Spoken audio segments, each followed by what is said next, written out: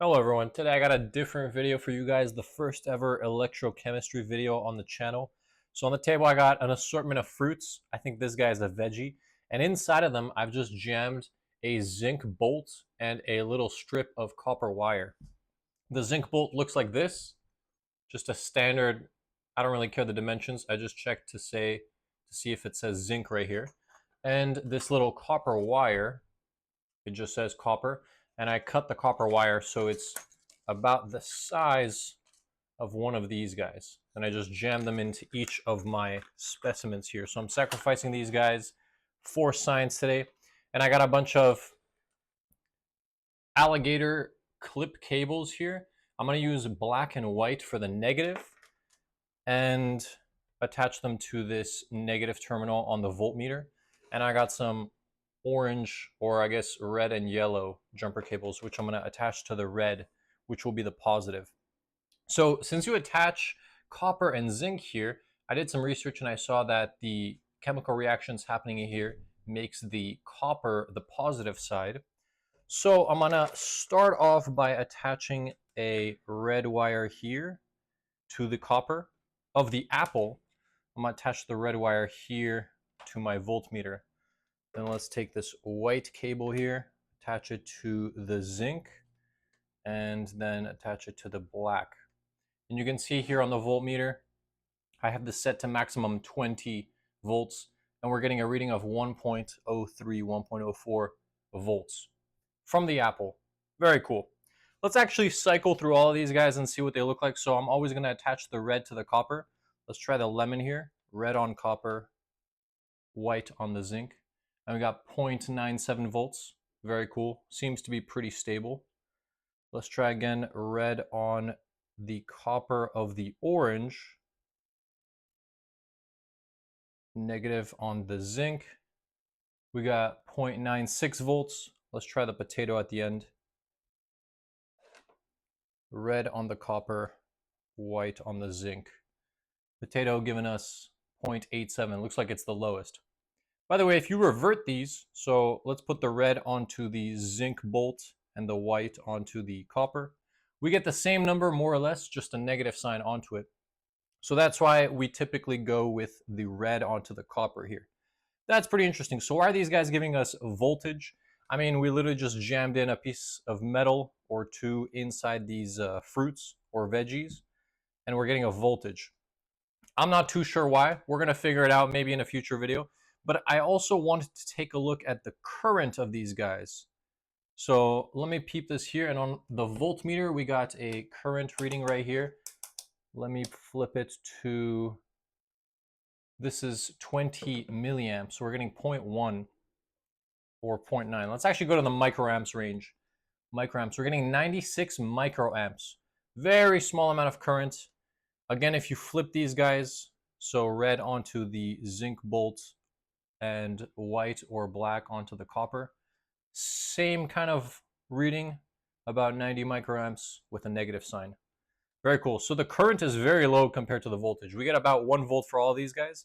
Let's take a look at the lemon. I'm going to put the white electrode on the zinc, red onto the copper, and we get a much higher reading for the lemon, 170. Keeps dropping, but around 170. Definitely higher than the apple. Let's take a look at the other guy. So this was the lemon. I'm going to put white onto the zinc, red onto the copper. For the orange, we get 67, about 60-ish. It keeps dropping. That's microamps. Small amount of current. Let's test out the potato. Again, I'm going to put the red on the copper, white on the zinc. And we get 140. Maybe close to the lemon. I think the lemon did the best in current. So if you guys didn't know, if you multiply voltage in units of volts with current in units of amps, you get power in units of watts, if I'm not mistaken. I gotta double check that. I'll put it up on the screen if I made a mistake here. But that's pretty interesting. And power normally is what you're looking for if you want to power a device. So typically these little experiments, you could use it to light up a LED. But the problem is a standard LED, typical, like let's say a red, white, blue, actually white I think needs a bit more.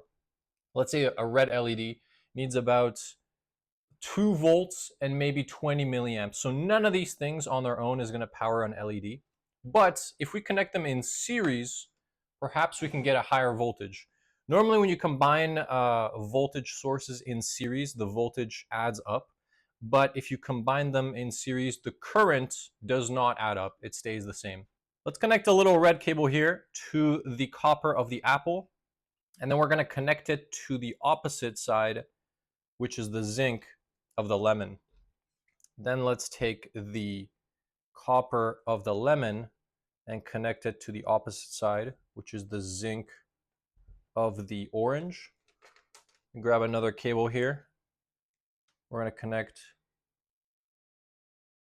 copper onto the orange and then onto the zinc of this bad boy. And then I think we can connect the copper final terminal onto the black lead over here. So since I'm connecting copper onto the black lead and I'm going to connect the zinc of the first fruit onto the red, we should get a negative reading here because of my original readings. And we should get a combined, like each of these had about 1 volt. Maybe we should get around 4 volts. Let's combine these bad boys and see. So we have a current here actually. It is about 90 microamps. Seems like, I don't know, the smallest current we got of all of them. I think the lemon and the potato had about like 100 or something microamps. Let's go back to the voltage. Nice. And we're getting a reading of 3.4 volts.